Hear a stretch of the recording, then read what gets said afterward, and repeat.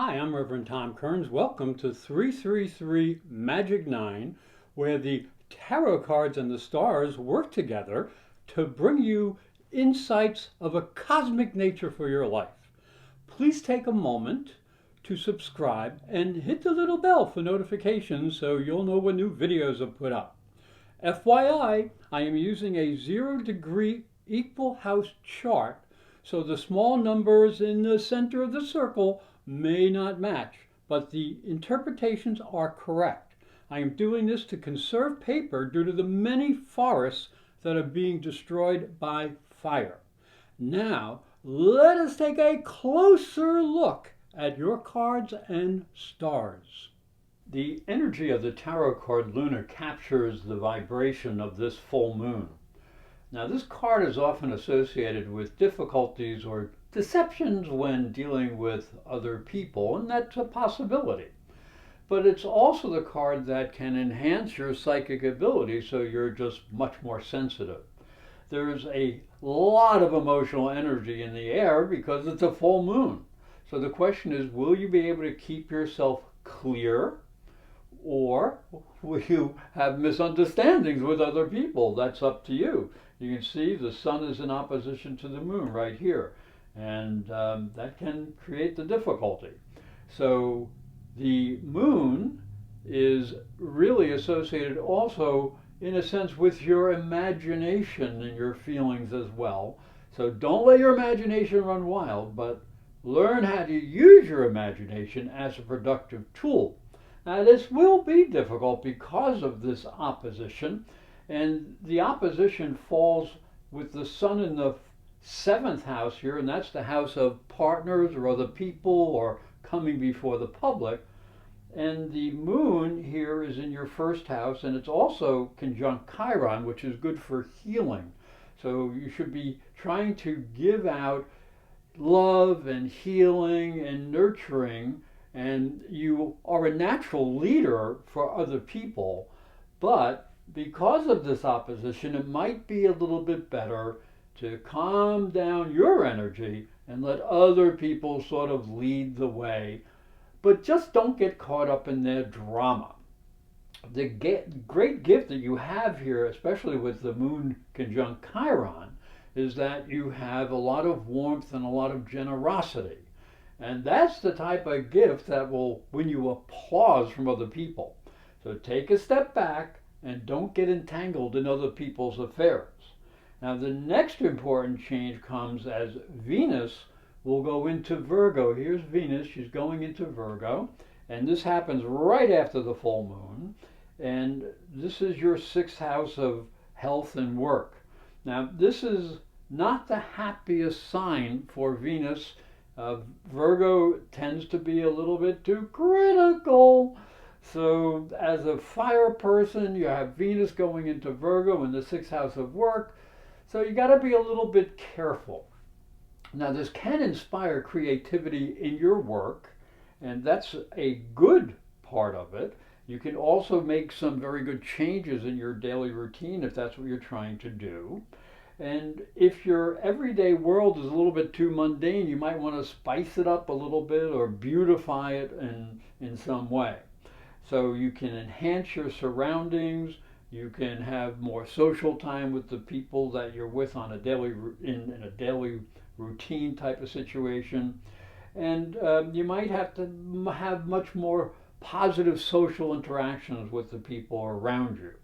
Now, you'll benefit by bringing a sense of value and a little passion into what you do, especially in work. But remember, you need to use your energy wisely. The 7th through the 16th is disrupted by a clash between warriors. Woo! And there's also a Mercury retrograde coming up. So the Tower can best emphasize that type of energy. There's a conflict, there's a disruption, there's unforeseen changes.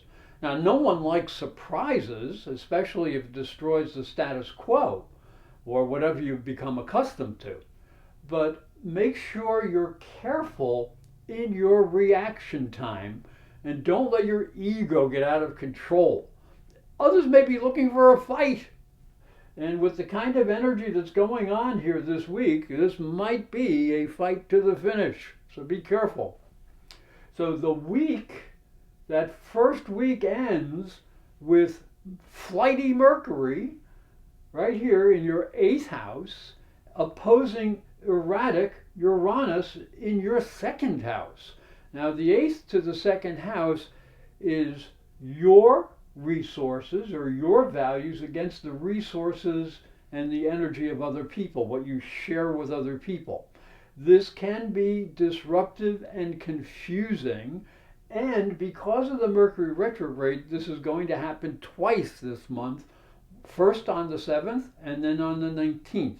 So you must maintain balance between what you have to do for business and with other people and your own personal energy and resources.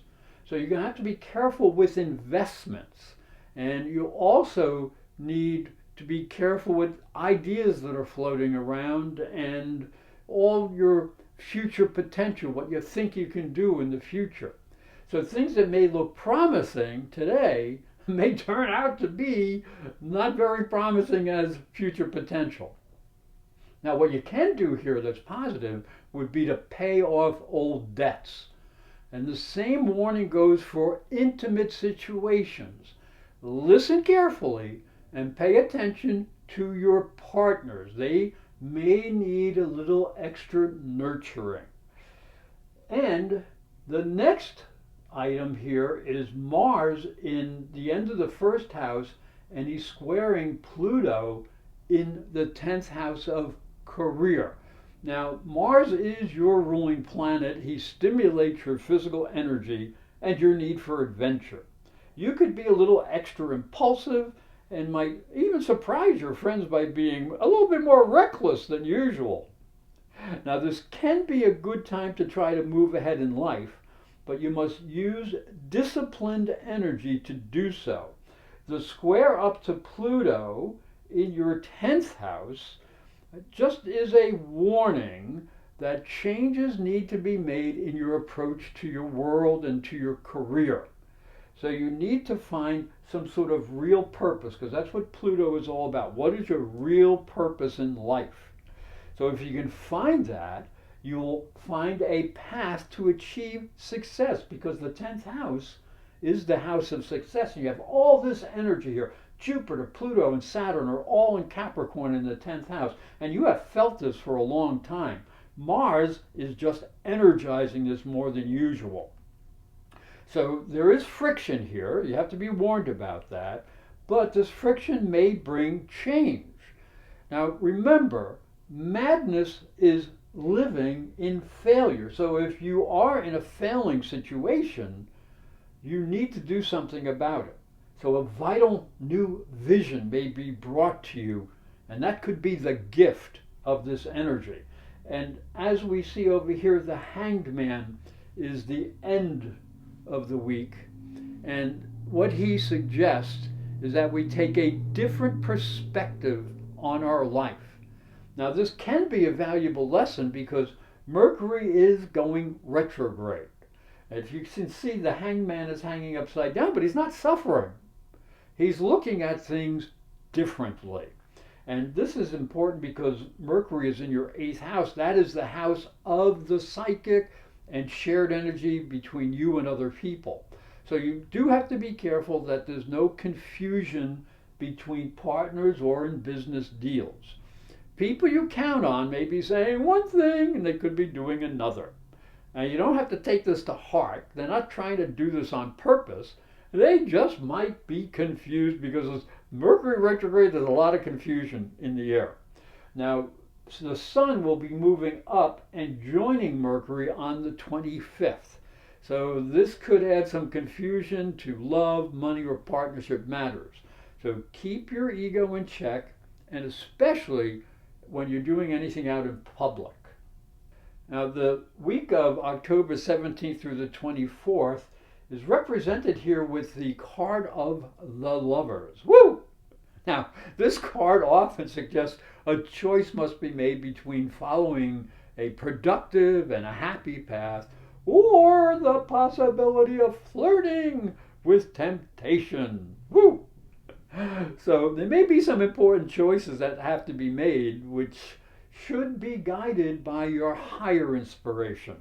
You must remember that love is a serious adventure that demands cooperation and commitment between the two people.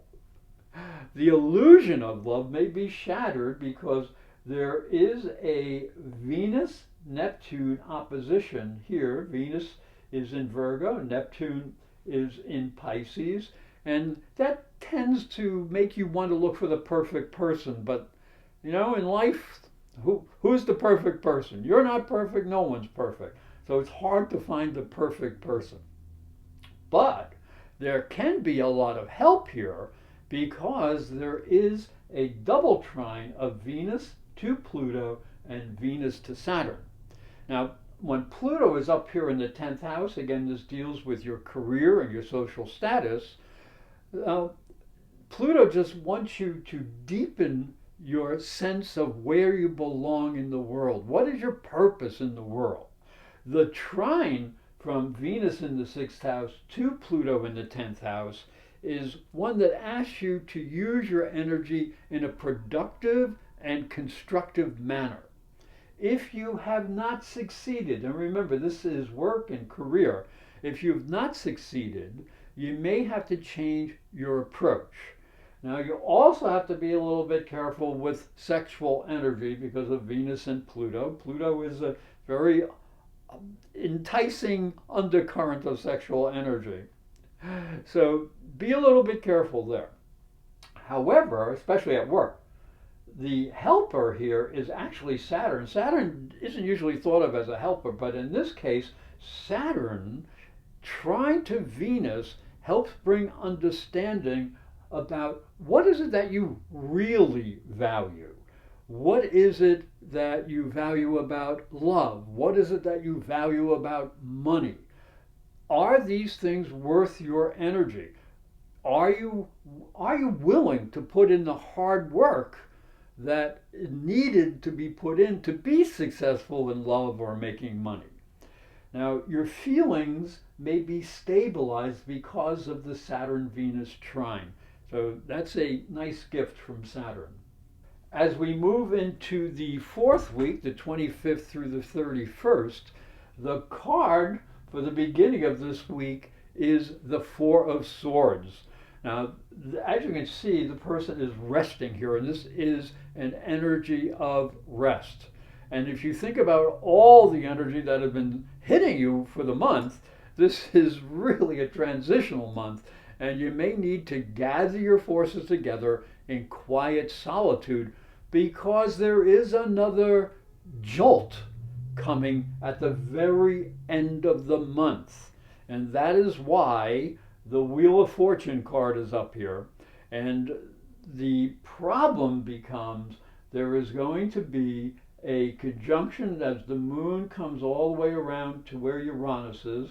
So the moon and Uranus will be in a conjunction, and they are going to be in opposition here. You see the opposition. So you're going to have to be a little bit careful. So the full moon, so the moon will be in opposition to the sun. As the sun moves up here, the moon will be in opposition, and the moon will be conjunct Uranus. That's really powerful energy. And this conjunction down here is in your 2nd house of your personal resources and energy, and the sun will be up here in the 8th house of shared energy, with the energy you share with others, the money you share with others, the sensuality you share with others. So the realities of life. So you may think that you're going to be able to buy happiness because you have the moon, Uranus, and sudden and unexpected changes coming. But the price that you sometimes pay for happiness is very expensive. So the realities of life are knocking at your door. You need to take care of them. You also need to respect, because this is the area of other people. You need to respect the needs of others, so don't be too aggressive. Both money and people's emotions are in a great state of flux with all this energy going on. So be a little careful unless you're looking for trouble and excitement. And if you get lucky and get a one-night stand, that could lead to some later problems or guilt. So do be a little careful. Thank you for watching. Please like and share these videos with your friends, for they are free. That's a great price.